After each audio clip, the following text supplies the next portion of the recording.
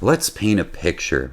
You've been doing a boat project all day in the sweltering Bohemian heat. The sun is finally on its way down, and you have dinner in the cockpit of your floating home. With dinner, you have a beer, ice cold now, from that fridge you just fixed. Again. The beer goes down great, and you hear talk from passing dinghies that there'll be a fire on the beach tonight and a potluck from everyone's leftover meals. Some friends will be there too, so you set off. As you sit on the beach with 8 or 10 other people just like you, watching the sunset, a Jimmy Buffett song gently playing from a Bluetooth speaker somewhere in the background, you sip on your coconut-flavored local rum, and you take it all in. You finally made it. You're in paradise.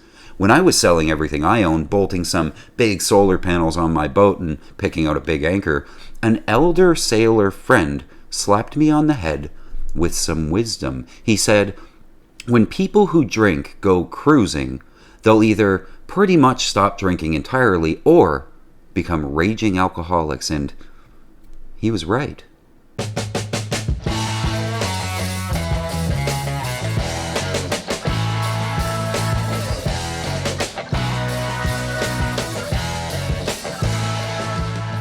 This video isn't for clicks or views or subscribers. It's not about how to get a good deal on a sailboat or which island has the best bikini girls, though I do know the answer to that.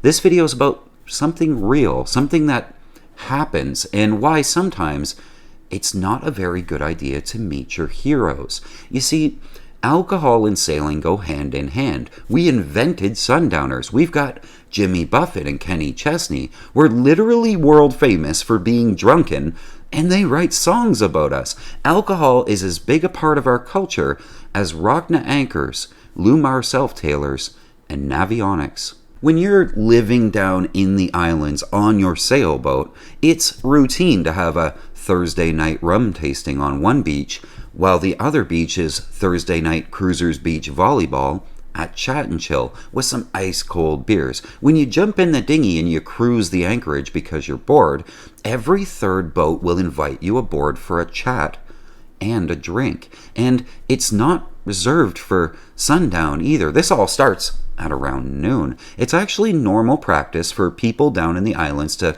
have a pretty good buzz on mid-afternoon before they head into town for groceries or to fill the jerry cans with water. We have these mundane tasks all the time, every day, but we get to do them in paradise and slightly drunk, which is kind of part of the magic. I mean, we don't have cars, so we never drive, and the most damage we're going to do is probably going to be in the dinghy, which is made of a giant rubber bumper all the way around. So provided you don't fall out of it, you're not really going to hurt anything if you do crash, which is hard to do because the water is a pretty big place, and there's no water police down in the islands. Not that they'd care if you were drunk.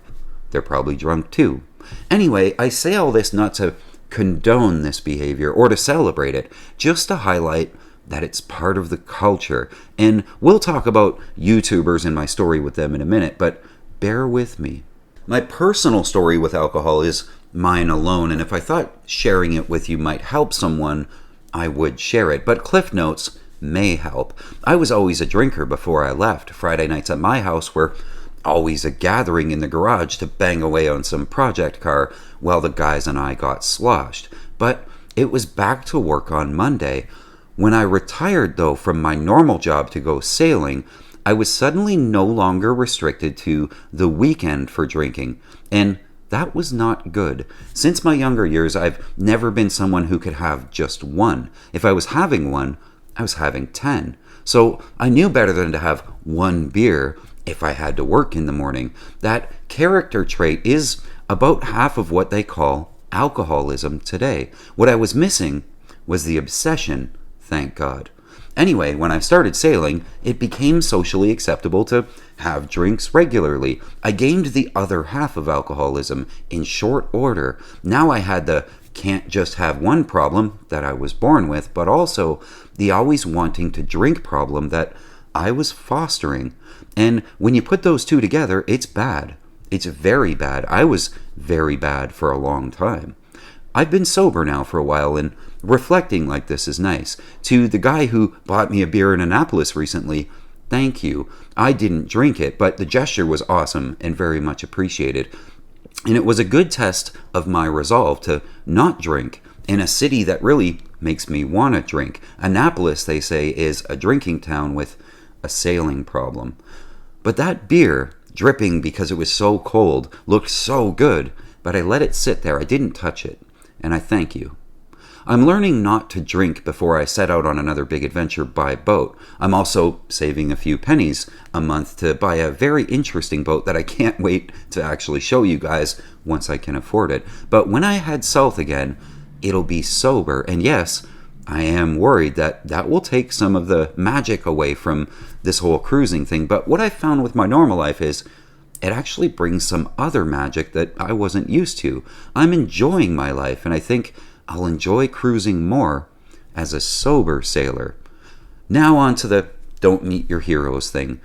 Wait, before I tell you that story, the mission here at Lady K Sailing has always been to get more people sailing more easily, and I couldn't do it without you guys. A big shout out to all the patrons who make this stuff possible. People who give a couple of bucks an episode to help me make these videos. If you want to help out, please consider becoming a patron. Okay, now, I'm not going to go and out someone for being a total dick in real life, but the phrase don't meet your heroes is actually really good advice. Before I left for my first long sailing adventure, I was doing what you're doing right now, watching YouTube videos. I needed to learn to take it all in. I was watching Delos from the early years when Yosha was there. Still waiting for her to call me. Anyway, sailing Uma, Atticus. I was reading Wind Traveler from way back from when they left Chicago on Erasmus 35. I was soaking it all in, and I grew to respect the people on the TV. They were out there doing it and taking the time to teach me how to do it too via YouTube. These are the godfathers of sailing YouTube for me, and I've been extremely lucky enough to meet some of my heroes in my travels. In fact, in 2019, in Georgetown, Bahamas, in the Exumas, there were no less than 12 YouTube channels in the anchorage all at once for one glorious weekend before everybody sort of scattered. At the time, I was deep in my own alcoholism, but this is the point where I met someone that really, really scared me. A guy I looked up to so much in my early years learning to outfit my own boat, and I put him way up on a pedestal. And as it turns out, he doesn't really like people. He actually didn't want any friends at all, and he already knew everything, so why in the world would he be bothered with listening to anybody else talk?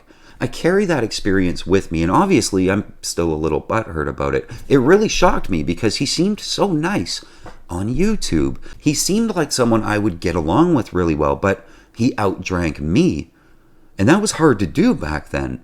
Anyway, I'm not saying I'm a cup of tea either, but I love meeting people who watch these YouTube channels. I love hearing their stories, aspiring cruisers, would-be sailors, and I love helping. I love that I get to consult with people in their boat buying and boat outfitting process, and I love doing it all sober. And this isn't a public service announcement against drinking and boating.